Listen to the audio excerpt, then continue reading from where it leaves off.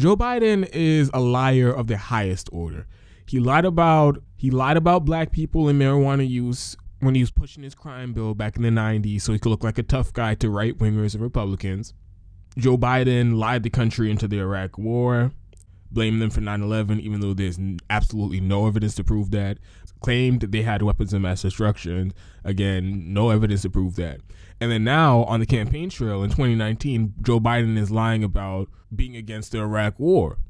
He constantly, shamelessly lies about Medicare for all every chance he gets. He pretends like we can't afford it. He acts like people like Bernie Sanders who are pushing for Medicare for all are just like Donald Trump who want to repeal the Affordable Care Act and offer no alternatives to Americans in terms of getting access to healthcare. Knowing damn well Bernie Sanders' Medicare for all will provide healthcare to every single person in this country, just like single-payer healthcare programs do in every other modern country in the world. Joe Biden has proven he has no qualms about lying to the American public on issues of such importance and magnitude. So when Joe Biden was confronted about his corruption and where he's getting his money from for his campaign at that CNN climate change town hall this week, it wasn't out of character for him to lie about it. But from the perspective of optics, this lie was particularly brutal to Joe Biden because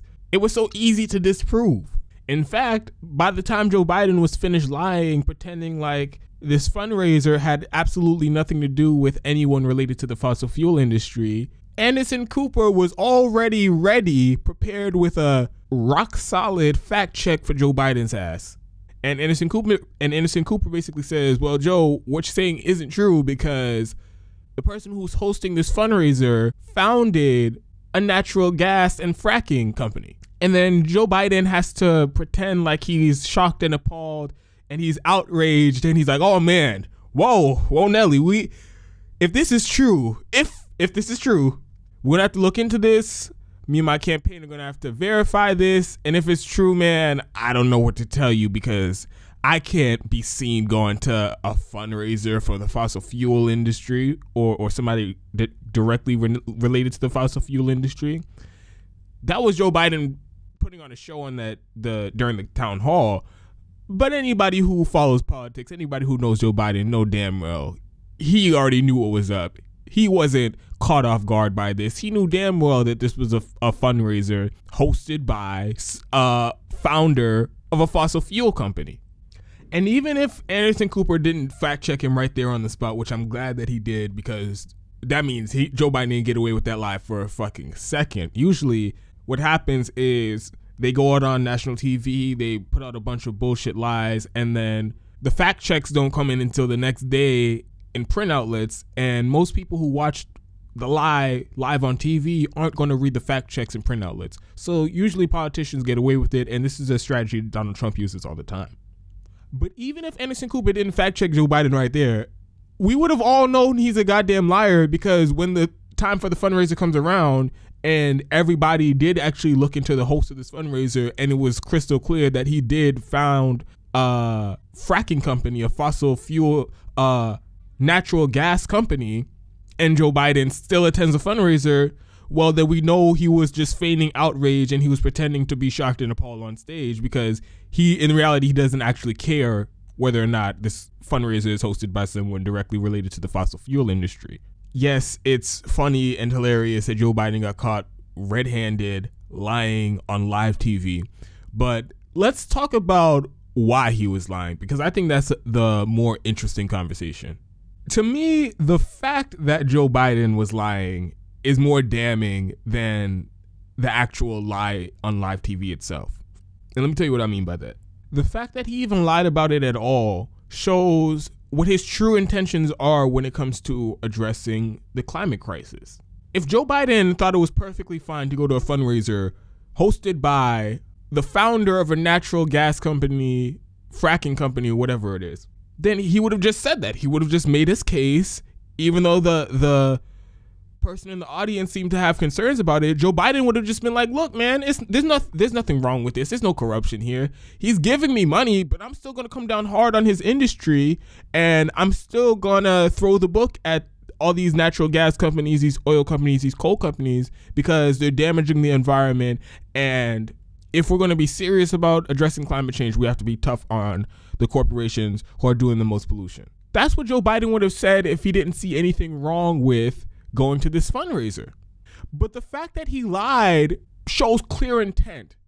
It shows that he knows, look, man, I'm going to go to this fossil fuel. I'm going to take all this money from these people in the fossil fuel industry, and I'm probably not going to be as tough on them as I should be if I'm president. But I know the voters in the Democratic primary probably wouldn't be okay with that, seeing how climate change is such an important issue to them.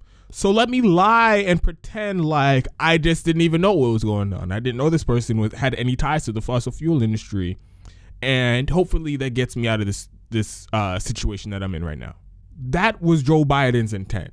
His intent was to cover up his actual beliefs, which is that at some level, subconsciously or consciously, Joe Biden knows him doing all these fundraisers and taking money from the people in the fossil fuel industry is going to impact or bias his environmental policy. But even though he knows that, he still thinks, I don't care. I need that money to run my campaign. Me winning and becoming president is way more important than who has influence over me if I do get into the White House. So he knows that it's corrupt, but he personally doesn't care. He just doesn't want the voters to know how corrupt he is. And the person who put Joe Biden in the position where he has to publicly denounce taking money from the fossil fuel industry, even though he knows damn well his campaign wouldn't last without that money, is Bernie Sanders. And this is something that's really fascinating and isn't being talked about enough. Seemingly overnight, Bernie Sanders radically moved the Overton window in the Democratic Party way more to the left than it's ever been in the last couple decades. Bernie Sanders is the one who is single-handedly driving the policy discussions happening right now in the Democratic primary. As late as 2016, 2017, 2018, the positions that Bernie Sanders takes were considered unrealistic pipe dreams in the Democratic Party. If you were saying those things, you were considered an unserious politician in the Democratic Party, if you can even be elected into the Democratic Party at all.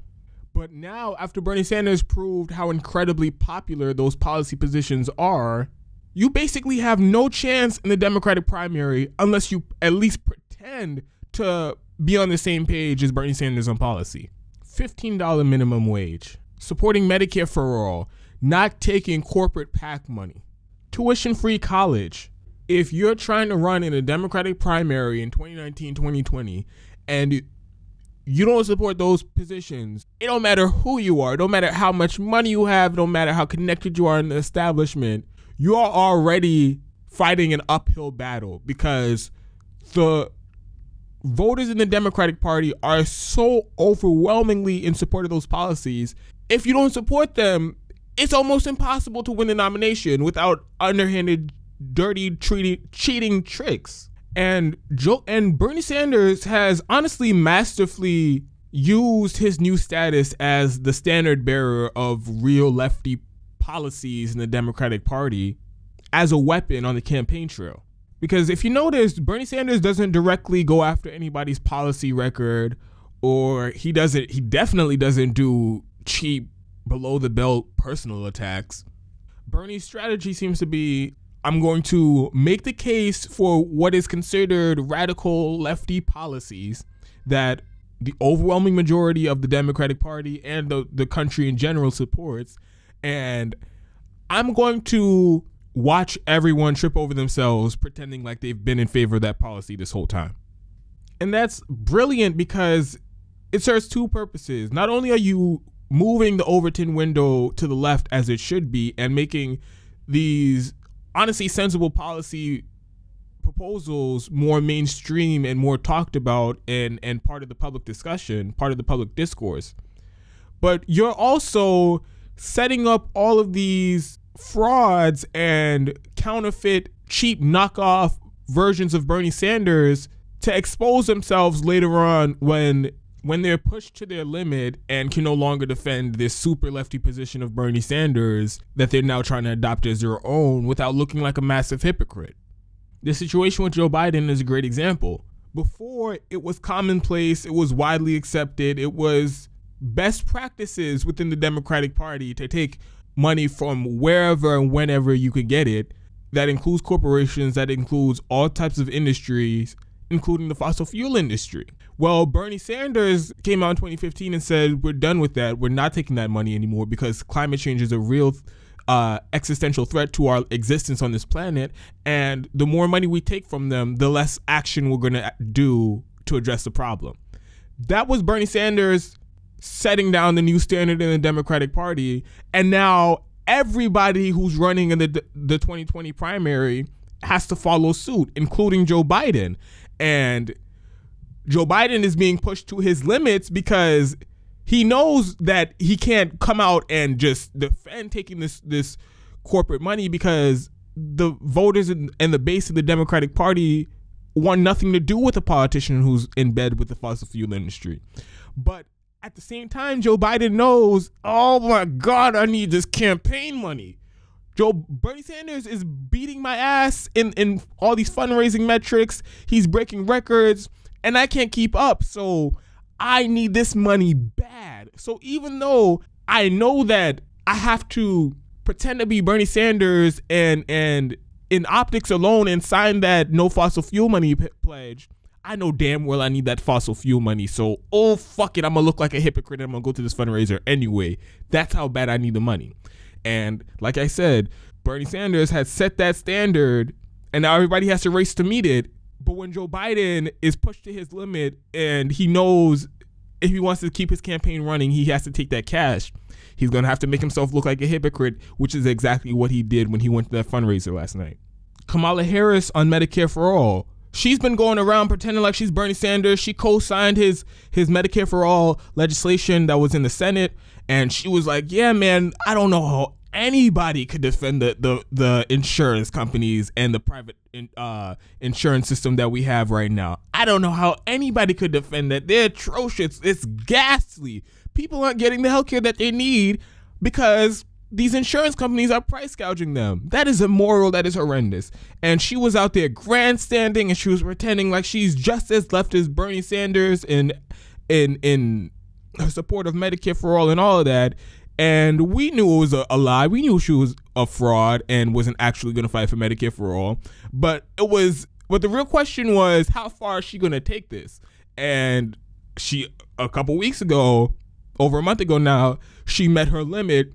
And she was like, oh, I can't keep doing this because these real lefties, these progressives, they're not buying this shit and they're not going to give me money. They're not going to fund my campaign because they know damn well I'm not going to fight for Medicare for All as hard as Bernie Sanders would. So if they're not going to give me money, I'm going to have to get that money from somewhere. And that somewhere is looking like the insurance and the private health insurance industry. So I'm going to have to backpedal from this Medicare for All position, and I'm going to put out this public option, this Medicare for All bait and switch.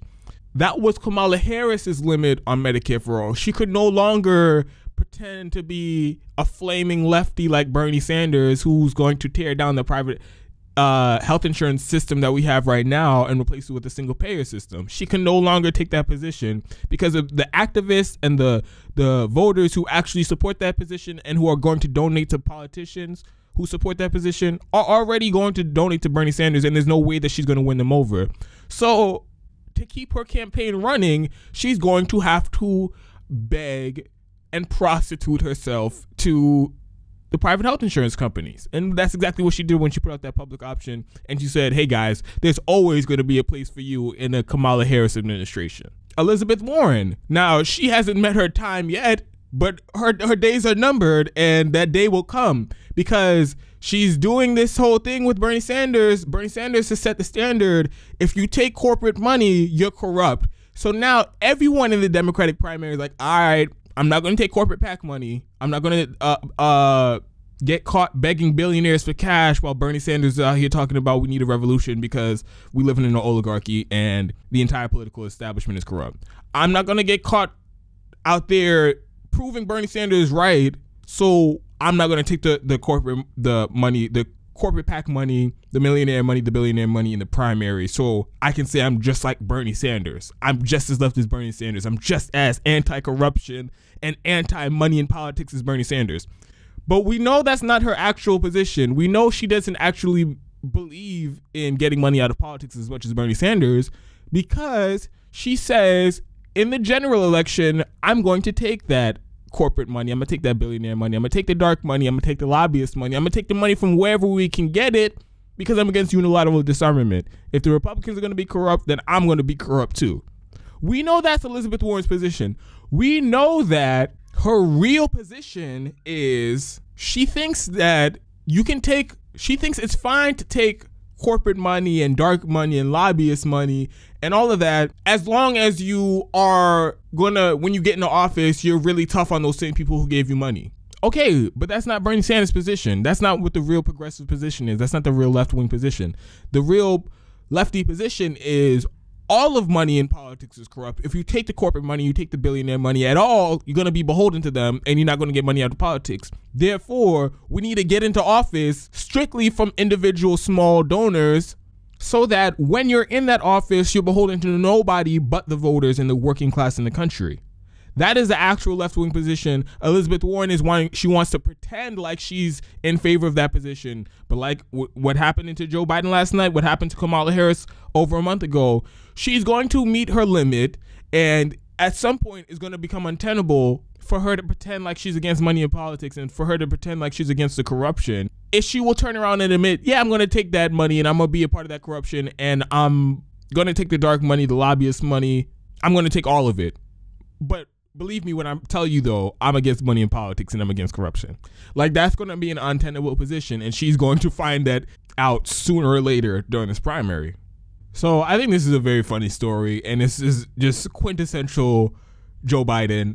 But I think this is beginning to show a trend in the primary where all of these fake lefties, these establishment candidates, these corporate candidates, even though they all came into this race pretending to be exactly like Bernie Sanders, some of the biggest hits to their campaign will be when their true colors are exposed and it's made 100% clear to the voters and the base of the Democratic Party that they're not Bernie Sanders. And at that point, they're going to have to defend their original shitty position that they've been lying about, and they're also going to have to find a way to deal with the fact that now the voters see you as a liar and a fraud and a Bernie Sanders knockoff.